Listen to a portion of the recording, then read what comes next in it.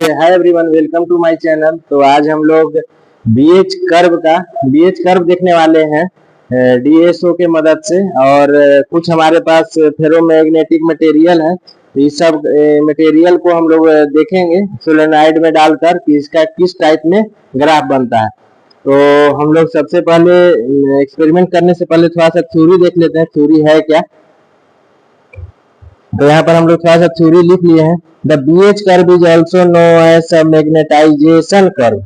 Magnetisation curve जो आप लोग जानते होंगे कि बी और एच के बीच में एक ग्राफ बनाया जाता है और hysteresis loop, graphical representation between B and H. B मतलब क्या होता है? बी मतलब होता है magnetic field density and H मतलब क्या होता है? Magnetic field strength in a magnetic material. देखिए यहाँ पर एक कॉइल है, यहाँ देखो मैग्नेटिक कॉइल है जिसे सोलेनोइड बोलते हैं। यहाँ पर एक होल टाइप में है, इसमें हम लोग क्या करेंगे? मटेरियल को डालेंगे, डिफरेंट टाइप ऑफ मटेरियल को डालेंगे और उसका हम लोग क्या करेंगे?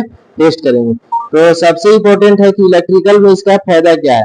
To understand how material behave under a varying magnetic field and essential to design electrical device like a transformer and motor। तो आप लोग ट्रांसफार्मर में भी पढ़े होंगे, लॉस पढ़े होंगे, तो वहां पर पढ़े होंगे हिस्टैरिसीस लॉस ये सब। तो वहां पर ट्रांसफार्मर को डिजाइन करने के लिए कौन सा मटेरियल का यूज करेंगे?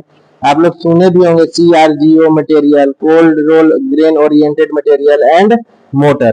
तो और देख लेते हैं सर्किट डायग्राम की बात करें तो सर्किट डायग्राम कुछ इस प्रकार है। एक ट्रांसफार्मर लगा हुआ है, एक वोल्ट मीटर इस यहाँ से गया है, 1 ओम का 10 वाट का है। और इसके जस्ट यहाँ पर दो पैरेलल में लगा हुआ है, एक वेरिएबल है 20 के ओम का है, एक 1 की ओम का है जो 10 वाट का है। और ये मैग्नेटिक मटेरियल है, ठीक। यहाँ 47 के का ओम का है, यहाँ 5 के ओम का है। यहाँ पर दो कैपेसिटर का यूज किया गया है, एक 2 माइक्रोफेरेड का है।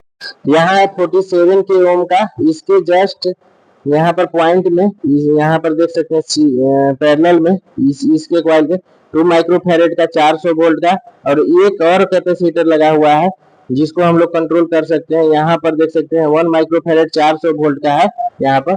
और दो कंट्रोलर है, ये कंट्रोल वोल्टेज को बढ़ाने के लिए है, ये जो है यहाँ पर कंट्रोल ए है यहाँ पर, और ये है कंट्रोल बी के लिए। तो चलिए अब इसको हम लोग ऑन करते हैं और देखते हैं।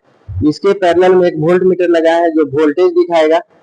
एक इसके और इसके बीच में यहाँ पे एक एमीटर लगा है और हम लोग CRO का DSO का X Y Z में तीनों में यहाँ पे लगाए हुए हैं। तो देखिए यहाँ पर कुछ थ्योरी है। BH कर्व जो है, area of BH curve loop क्या बताता है? एरिया बताता है। indicates the loss of energy in one cycle of a AC source, one cycle of AC source per unit volume to magnetize the material। ठीक, यहाँ पर देख सकते हैं, यहाँ पर जो ग्राफ बनता है B और H के बीच में बनता है। यहाँ पर इस चीज को हम लोग पता करते हैं, रेटेंटिविटी और क्रोसिविटी। जैसे यहाँ से O पॉइंट, ओरिजिन और Q, इसको बोलते हैं रेटेंटिविटी, और O से R इसको क्या बोलते हैं? क्रोसिविटी। और यहाँ पर BH कर्व हम लोग बना लेंगे। हम लोग के पास फेरोमैग्नेटिक मटेरियल भी है, देख सकते हैं यहाँ पर थ्योरी में बताया, it is a property of a ferromagnetic substance, it is a graph between a intensity of magnetization I and the magnetic field intensity H। इसको हम लोग B भी बोल सकते हैं, ठीक है। तो अब हम लोग यहाँ पर देख सकते हैं DSO में अभी कुछ नहीं है मैग्नेटिक मटेरियल।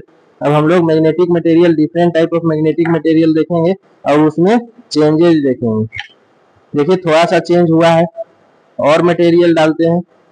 देखिए थोड़ा सा और चेंज हुआ है, और मैग्नेटिक और फेरोमैग्नेटिक मटेरियल डाल रहे हैं। देखिए और चेंज हुआ, और दिए, ये थोड़ा सा और चेंजेज हुआ, और यहाँ पर फाइनली और चेंज हुआ। एक इस टाइप का मैग्नेटिक मटेरियल डाल के देखते हैं। मैग्नेटिक मटेरियल ये नहीं है, देखिए ग्राफ बिल्कुल इस प्रकार बन रहा है।